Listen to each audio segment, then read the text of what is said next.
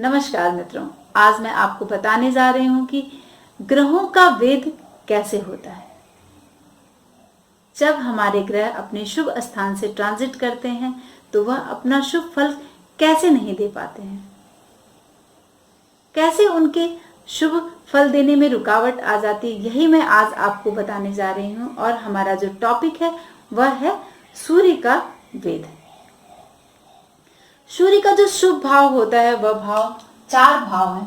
चंद्रमा से ही हम इसको देखते हैं। जब हम वेद का जब हम प्रभाव देखते हैं तो हमेशा चंद्र कुंडली से वेद का प्रभाव देखते हैं। चंद्र कुंडली से जिस भी ग्रह को जो सूर्य को इंडिकेट करता है, सूर्य हमेशा चंद्र कुंडली से तृतीय भाव को, छठे भाव को, दसम भाव को और एकादश भाव को इंडिकेट करता है। वह वहां का कारक भाव है। सूर्य का जो शुभ भाव है यही 4 भाव हैं, तृतीय, छठा, दशम और एकादश।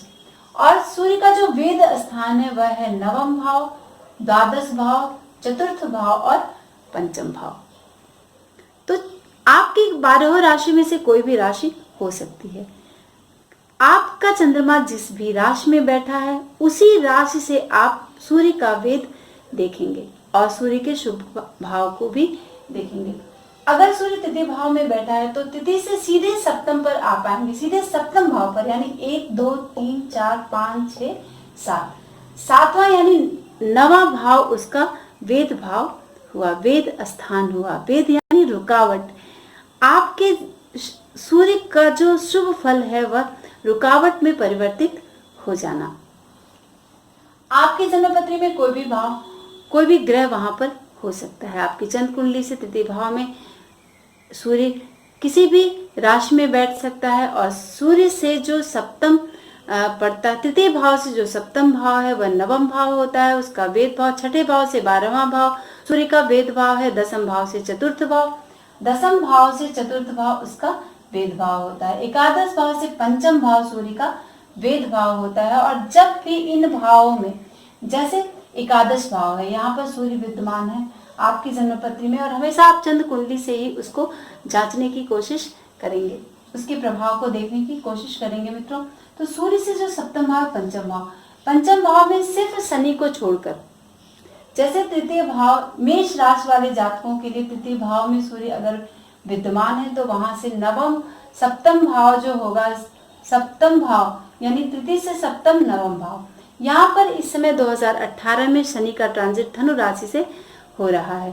तो जब भी सूर्य मिथुन राशि में होगा तो इससे नवम भाव जो इसका है, इसका जो वेद स्थान है वहां पर शनि विद्यमान है। तो शनि अशुभ प्रभाव कभी नहीं देगा, क्योंकि सूर्य और शनि जो है वह आपस में पिता और पुत्र हैं। तो दोनों का जो संबंध है वह पिता और पुत्र का है, इसीलिए पिता कभी भी अपने पुत्र को नुकसान नहीं पहुंचा सकता। तो इसीलिए जब हम सूर्य का जब वेद देखते हैं तो उसमें शनि को हमेशा बाहर निकाल देते हैं। शनि कभी भी वेद बनकर, रुकावट बनकर सूर्य के लिए खड़ा नहीं होता है।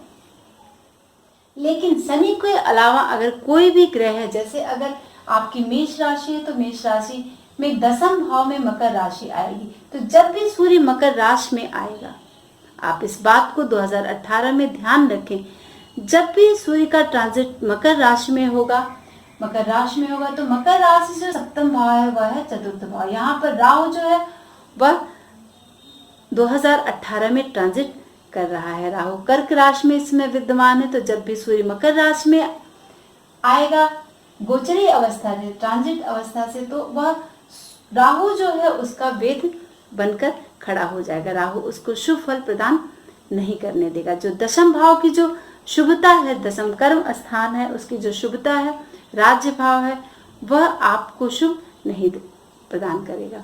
तो इसी तरह आप सब सूर्य के समस्त भावों के वेद को देखेंगे। सूर्य का जो शुभ स्थान है वो आप देख लें, फिर सूर्य शुभ स्थान से जो वेद स्थान है, हमेशा अपने भाव से सप्तम भाव जो होगा वह सूर्य का वेद भाव होगा। तो जो सप्तम भाव जो वेद भाव होगा वह तृतीय से नवम होगा, छठे से द्वादश होगा, दसम से चतुर्थ होगा और एकादश भाव से पंचम भाव होगा और यह है वेद स्थान। 9, 12, 4, 5 ये भाव जो है वेद स्थान है। और शुभ सूर्य का जो शुभ गोचर है, सूर्य का जो शुभ गोचर है वह है तृतीय भाव, छठा भाव, दशम भाव और एकादश भाव। और इसको हम हमेशा चंद्रमा से देखेंगे। चंद्र कुंडली से आप इस शुभ और वेद स्थान को देखेंगे और उसकी शुभता को जांचने की कोशिश करेंगे। हमेशा 2018 में आप इस बात का ख्याल रखें कि सूर्य का वेद कब किस ग्रह से हो रहा है, सिर्फ शनि को छोड़ के मित्रों। जब भी वह किसी भी ग्रह से वेद करेगा तो वह रुकावट पैदा करेगा उसकी शुभता में और वह शुभ फल प्रदान नहीं करने देगा। इन द सेंस जैसे आपका एकादश में सूर्य बैठा हुआ है और यहाँ से पंचम भाव में कोई भी ग्रह, शनि को छोड़कर अगर कोई भी ग्रह यहाँ पर विद्यमान हो गया गोचरी अवस्था में, गोचर करते समय, ट्रांजिट करते समय, तो वह आपको शुभ एकादश का लाभ प्राप्त नहीं करने देगा। जो आपको एकादश भाव से लाभ मिलना चाहिए वह भाव को, उस लाभ को वह छीन कर देगा जब भी कोई ग्रह वहां से वेद अवस्था में होगा मित्रों। तो सीधे सीधे आप जान लें वेद मतलब रुकावट। जैसे आप रास्ते में जा रहे हैं और बिल्ली ने रास्ता काट दिया तो फिर आप वापस मुड़कर आते हैं या कुछ देर के लिए वहां पर खड़े हो जाते हैं, प्रॉपर आप अपनी चाल को रोक देते हैं। उसी तरह हमारे गोचर की स्थिति जब बनती है और उसमें जब ग्रहों के साथ वेद होता है, वेद यानी रुकावट होती है, तो वह अपना शुभ फल देने में सक्षम नहीं हो पाता है। तो आज हम सूर्य की बात बताएं। आपने जाना कि सूर्य का वेद स्थान कौन कौन सा है और कौन सा ग्रह ऐसा है जो सूर्य का वेद नहीं करता, सूर्य के जीवन में कभी भी रुकावट नहीं करता और सूर्य को शुभ फल देने में कभी भी वह शुभ फल को उसके नहीं छीनता है मित्रों। तो जब भी आप अपने जन्म पत्री का विवेचन करें, उसका प्रेडिक्शन करें, तो हमेशा ट्रांजिट को आप देखें और ट्रांजिट में ग्रहों के वेद को अवश्य देखें।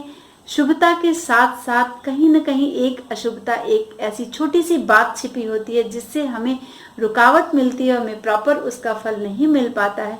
इस बारीकी को आप जानने की कोशिश जरूर करें मित्रों, तभी आपका फलादेश शुद्ध और स्पष्ट होगा।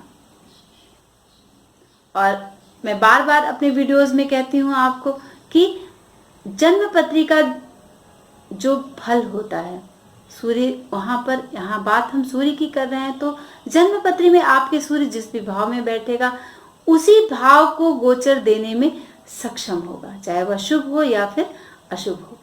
गोचर का अपना कोई विशेष, अपना इंडिपेंडेंट फल कभी नहीं होता है, वह हमेशा आपके जन्म पत्री के अनुसार फल देने में सक्षम होता है।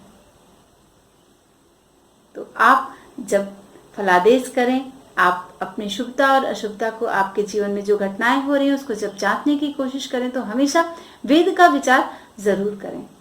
और विभिन्न विभिन्न ग्रहों का अलग अलग भेद है कि कौन से भाव को सूर्य कहाँ से वेद कर रहा है, कैसे वह प्रभाव डाल रहा है। अगर ट्रांजिट अवस्था में कोई भी ग्रह सूर्य से सप्तम आ गया तो वह शनि के अलावा वेद ही उत्पन्न करेगा और उसकी शुभता को क्षीण कर देगा मित्र।